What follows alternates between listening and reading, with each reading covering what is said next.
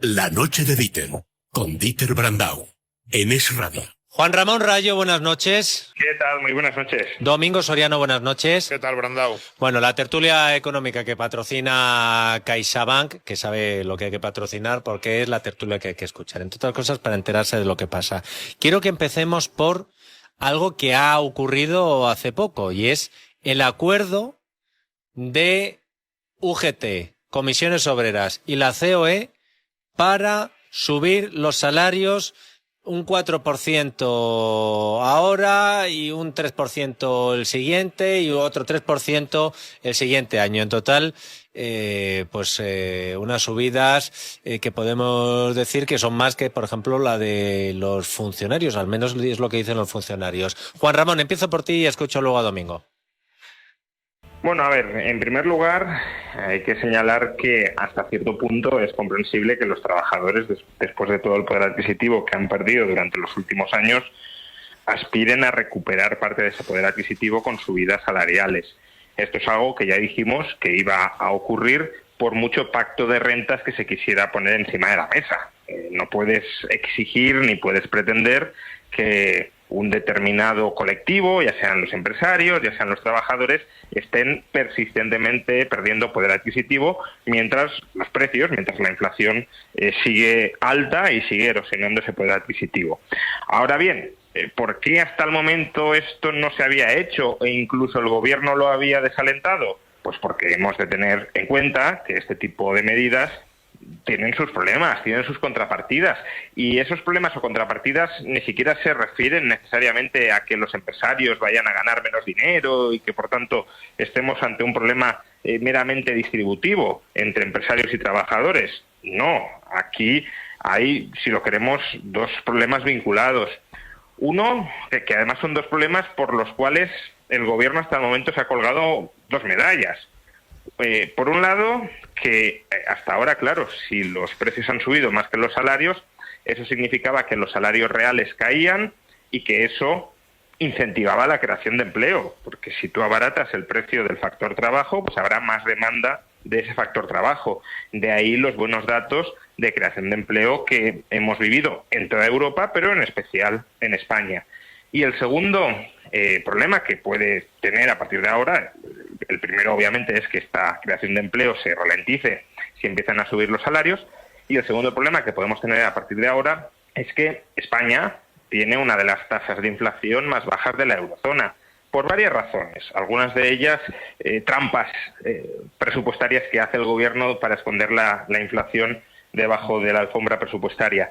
Pero en otros casos tenemos una inflación más baja porque los salarios también han subido menos, con lo cual los empresarios no necesitan subir tanto los precios para compensar ese aumento de costes salariales. Con esto no estoy diciendo, y querría matizarlo, que el origen de la inflación sea la subida de sueldos. El origen de la inflación es el exceso de gasto agregado por políticas de estímulo, pero ese exceso de gasto agregado se da en toda la eurozona, y en España es uno de los sitios donde menos han subido los precios porque también es, hasta el momento, uno de los países en los que menos han subido los salarios. Con lo cual, claro, si tú ahora, sin terminar de restringir demasiado este gasto agregado, subes los salarios, pues eso puede dar nuevo combustible a las subidas de precios. En definitiva, que es en parte comprensible, claro, que los trabajadores quieran compensar la pérdida de poder adquisitivo, pero cuidado, porque los puntos favorables que tenía la economía española hasta el momento derivados de esa contención salarial, a partir de ahora se pueden empezar a diluir. A mí esta noticia, que no me parece mala, sin embargo me parece que es como un reflejo o una noticia que te da pie a plantear todos los problemas o la gran mayoría de los principales problemas de la economía española. Y no me parece mala, pero no me parece mal que los sindicatos y la COE lleguen a ese acuerdo, y estoy bastante de acuerdo con lo que ha dicho Rayo en torno a que parecería lógico en este momento, y digamos que casi era inevitable que se llegase a una situación así, más allá de que una de las dos partes hubiera establecido en una especie de cerrazón. Pero ¿por qué digo que es el reflejo de todos los males que aquejan a la economía española? Pues ¿Por qué le tenemos tanto miedo en España cada vez que llegan procesos de inflación, las subidas salariales? Porque la experiencia de los últimos 25 o 30 años en España es que solo hemos ganado algo de competitividad, es verdad, a base de reducir costes porque no hemos generado, y eso ya va más a largo plazo, más allá de lo que haya ocurrido en el último trimestre, 6 meses, un año, mejoras de productividad, no hemos conseguido mejoras de competitividad frente a los países de nuestro entorno a base de hacer las cosas mejor. En general, cuando hemos mejorado, lo hemos hecho reduciendo costes. Entonces, lo que nos da miedo es a ver si subiendo esos costes vamos a perder una de las pocas cosas buenas que sí que hemos conseguido consolidar, parece, en esta última década, desde la salida de la última crisis, a partir de 2010, 2012, que es la mejora de las exportaciones, la mejora del sector exterior. Entonces, ¿por qué estamos todos siempre como con la mosca detrás de la oreja y con mucho miedo, con mucha precaución? Porque sabemos que ahí tenemos un problema. Es un problema es que estamos en el límite de empezar a perder la poca competitividad que hemos podido ganar por otros lados. Y luego, la falta de flexibilidad, esa sensación de que todo en la economía española se tiene que hacer de forma centralizada, ese acuerdo político, de nuevo.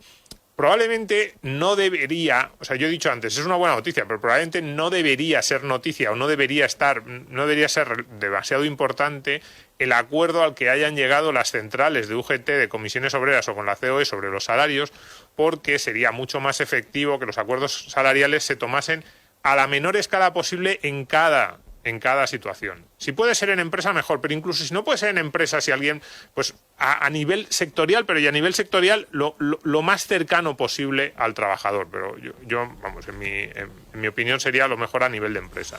Entonces, precisamente por esa falta de flexibilidad, precisamente por esa idea de que todo lo que pacten las centrales sindicales y la patronal puede llegar a afectar o puede tener repercusiones en muchas empresas, especialmente en las pymes que no tienen la flexibilidad ni la capacidad para manejarse, porque las empresas grandes normalmente este tipo de acuerdos lo ven con cierta distancia porque luego ellos ya llegan a acuerdos con sus propios sindicatos y con sus propios trabajadores.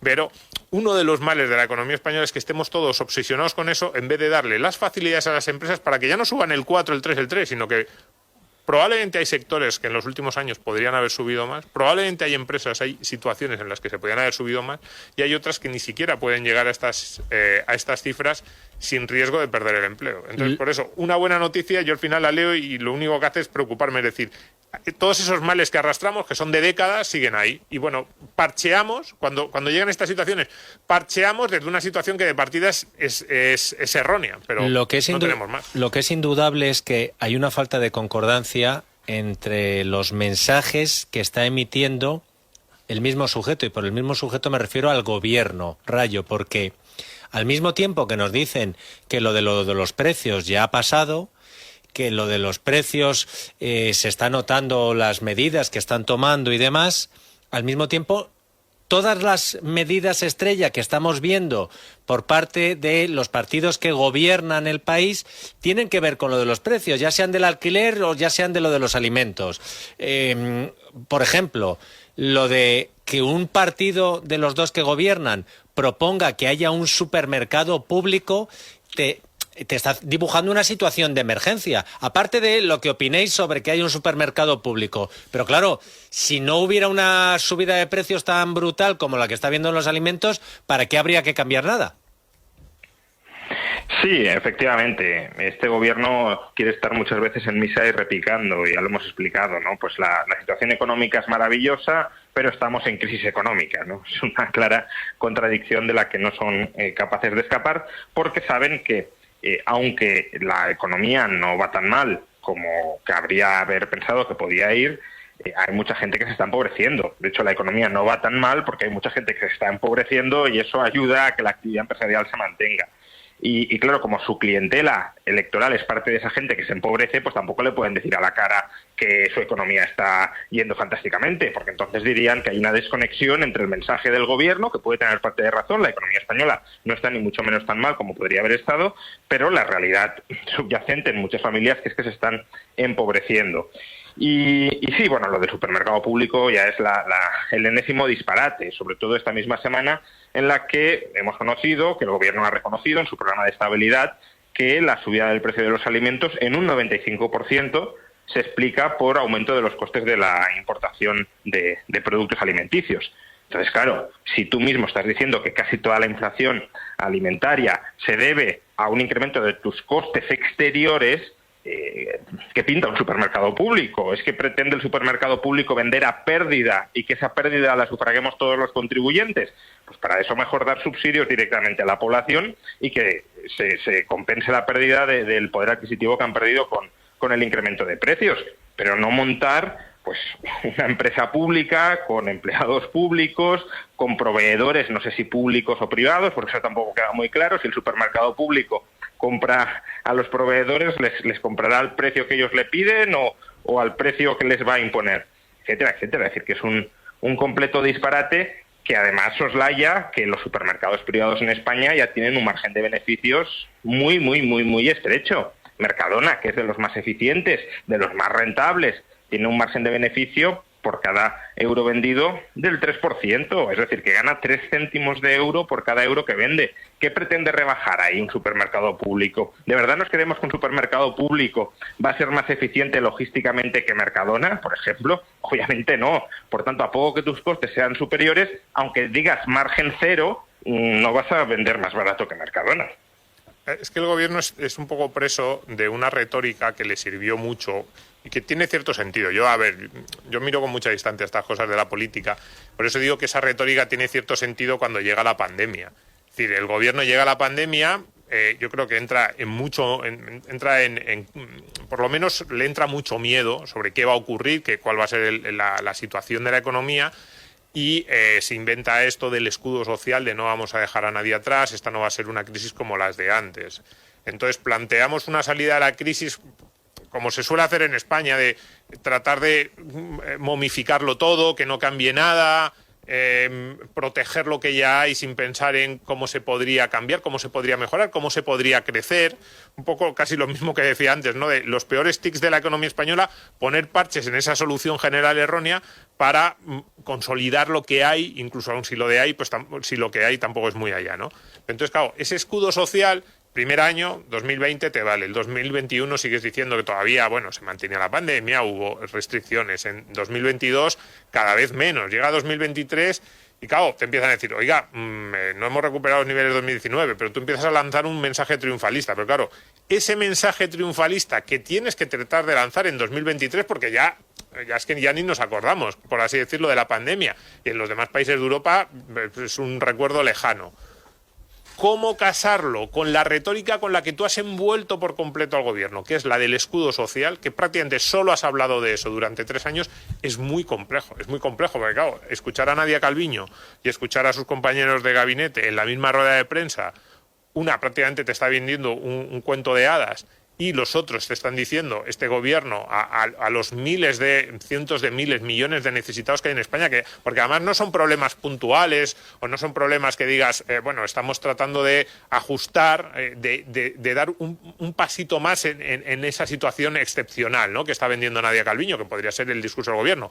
Todo va muy bien, pero nosotros vamos a hacerlo un poquito mejor. No, son problemas, como tú dices, de fondo. Es que los alimentos, es que las familias españolas no pueden comprar lo más básico, que yo creo que hacía 3 o 4 décadas que no se planteaba este tipo de problemas en España. Es que hay un problema dramático de la vivienda. Es que no hay posibilidades de acceder a una vivienda en alquiler o compra. Te oí antes decir esto de la pregunta que deberían hacerle mañana a Pedro Sánchez de cuántas viviendas ha hecho. Claro, vender al mismo tiempo ese país que lidera Europa en crecimiento y que los problemas que estás diciendo que vas a resolver sean los más básicos, no sean cuestiones de detalle, es muy complejo, pero ahí el gobierno, como en otras cuestiones, es rehén de su retórica. Sé que os estoy pidiendo un imposible porque el asunto requiere de mucho más tiempo, pero quiero que empiece el primer palo hoy, día especial para el fútbol, puntual, así que tenéis 1 minuto cada uno, porque hablando de la vivienda, ¿qué os parece lo de Cataluña y el gobierno hablando de expropiación? ¿Es solo más de lo mismo, propaganda para los suyos, o es algo peligroso? Rayo, tu minuto. No, creo que es algo muy peligroso, básicamente porque el gobierno acaba de aprobar una legislación en materia de alquiler que desincentiva el alquiler y que, por tanto, incentiva a mantener las viviendas vacías como segundas residencias, etcétera, o en todo caso, vacías a la espera de que cambie la legislación del alquiler. Con lo cual, claro, si tú apruebas esa legislación para volver al alquiler más asequible y lo que haces es que se hunde la oferta de alquiler, ¿qué te queda? Pues lo que te queda es amenazar a los propietarios con decir o alquiláis u os expropio. Y el problema es que, claro, bueno, eso ya es en sí mismo un problema, pero es que además empiezan con no solo los grandes tenedores de vivienda, que originalmente grandes tenedores de vivienda eran más de 10 viviendas, ahora ya son más de 5, y si sigue el problema, pues será más de 4, más de 3, y al final cualquiera potencialmente puede ser objeto de que se le expropie su segunda vivienda si no hace lo que el gobierno quiere que haga con ella.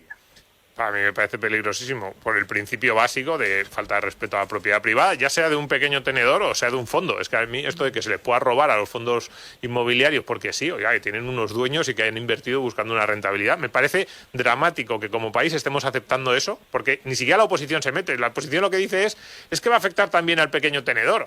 O sea que si solo roban a los fondos no pasa nada. Eso es dramático en sí mismo y muchas de estas noticias van por ahí, pero además es...